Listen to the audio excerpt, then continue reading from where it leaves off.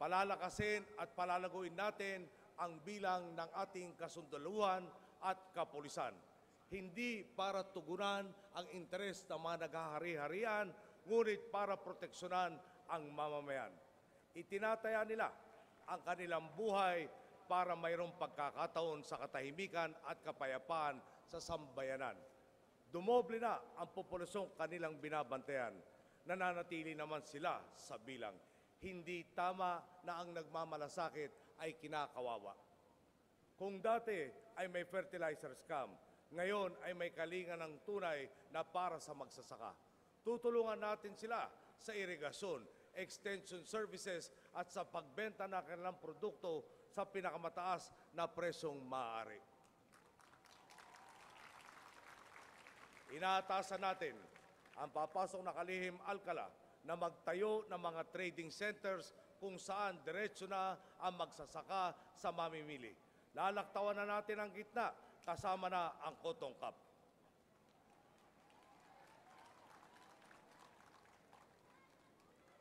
Sa ganitong paraan, ang dating napupunta sa gitna ay maaari ng paghatian ng magsasaka at mamimili. Gagawin nating kaaya-aya sa negosyante ang ating bansa. We will cut red tape dramatically and implement stable economic policies. We will level the playing field for investors and make government an enabler, not a hindrance to business. Sa ganitong paraan, lamang natin mapupunuan ang kakulangan ng trabaho para sa ating mga mamamayan. Layunin nating paramihin ang trabaho dito sa ating bansa upang hindi na kailangan ang mag-ibang bansa para makahanap lamang ng trabaho. Ngunit habang ito ay hindi pa natin naaabot, inaatasan ko ang mga kawani ng DFA, POEA at ng OWA at iba pang mga kinaukulang ahensya na mas lalo pang paigtingin ang pagtugon sa mga hinaing at pangangailangan ng ating overseas Filipino workers. Papaigtingin namin ang proseso ng konsultasyon at pag-uulat sa taong bayan. Sisikapin naming isakatuparan ang nakasaad sa ating konstitusyon na kinikilala ang karapatan ng mamamayan na magkaroon ng kaalaman ukol sa mga pampublikong alitantana. Binuhay natin ang diwa ng people power noong kampanya. Ipagpatuloy natin ito tungo sa tuwid at tapad na pamamahala. Ang naniniwala sa people power ay nakatuon sa kapwa at hindi sa sarili. Sa mga nangapi sa akin, kaya ko kayong patawarin at pinapatawag ko na kayo. Sa mga nang-api sa sambayanan, wala akong karapatan na limutin ang inyong mga kasalanan.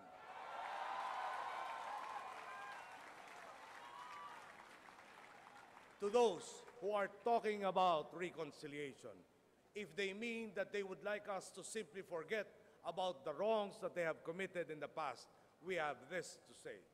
There can be no reconciliation without justice.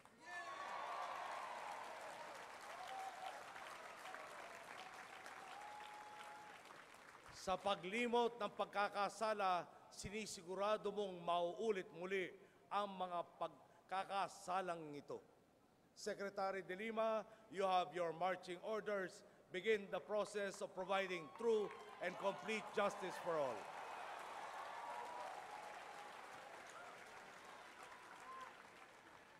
Ikinagagalak din naming ibahagi sa inyo ang pagtanggap ni dating Chief Justice Hilario Davide sa hamon ng pagtatatag at pamumuno sa isang Truth Commission na magbibigay linaw sa maraming kahina-hinalang issue na hanggang ngayon ay walang kasagutan at resolusyon. Ang sinumang nagkamali ay kailangang humarap sa hustisya. Hindi maaaring patuloy ang kalakaran na walang pananagutan at tuloy na pang-aapi. My government will be sincere in dealing with all the peoples of Mindanao. We are committed to a peaceful and just settlement of conflicts, inclusive of the interests of all, may they be Lumads, Bangsamoro, or Christian.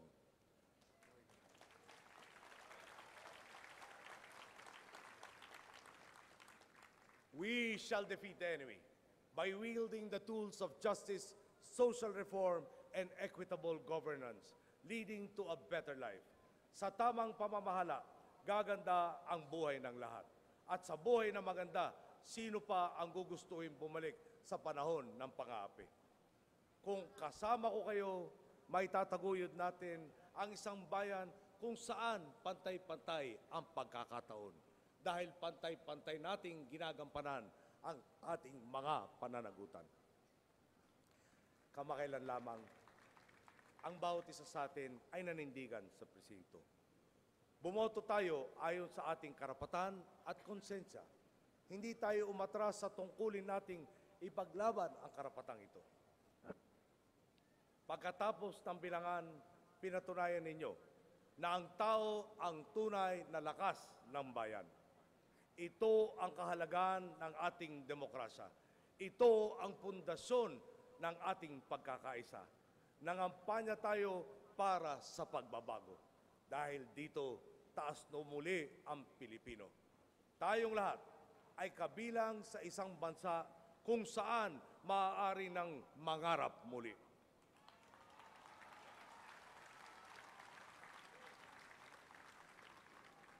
To our friends and neighbors around the world, we are ready to take our place as a reliable member of the community of nations. A nation serious about its commitments and which harmonizes its national interests with its international responsibilities. We will be a predictable and consistent place for investment.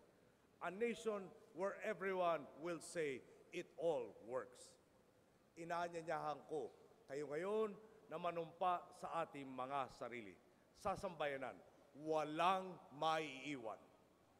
Walang pag-iibang bayan at gastusan na walang wastong dahilan. Walang pagtalikod sa mga salitang binitawan noong kampanya ngayon at hanggang sa mga susunod pang pagsubok na pagdadaanan sa loob ng 6 na taon.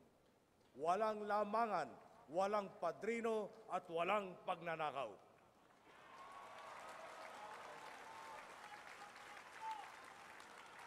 Walang wangwang, walang counterflow, walang tong.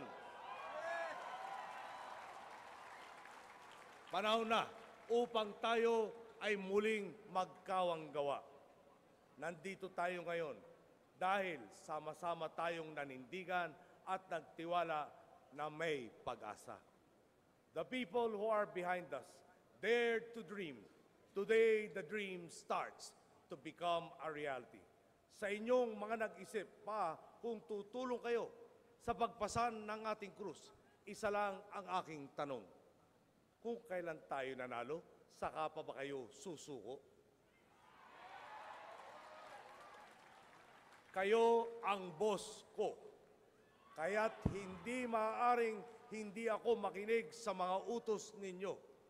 We will design and implement an interaction and feedback mechanism that can effectively respond to the people's needs and aspirations.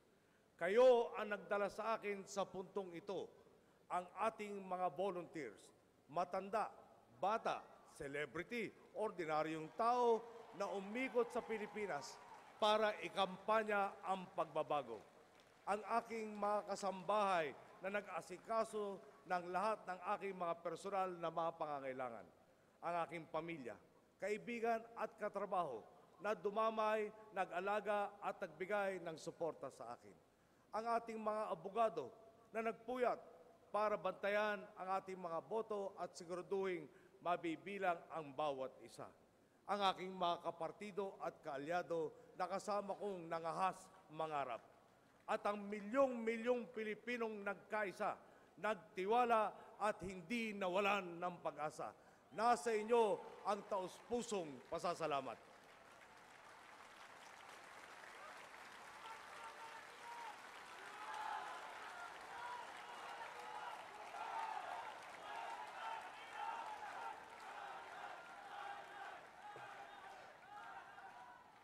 hindi ko makakayang harapin ang aking mga magulang at kayong mga nagdala sa akin sa yugto ng buhay kong ito kung hindi ko may sasakatuparan ang aking mga binitawang salita sa araw na ito.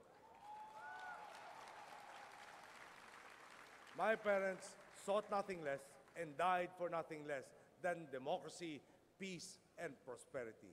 I am blessed by this legacy. I shall carry the torch forward.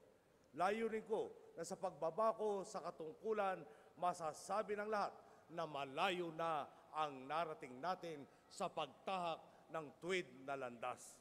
At mas maganda na ang kinabukasang ipapamana natin sa susunod na henerasyon.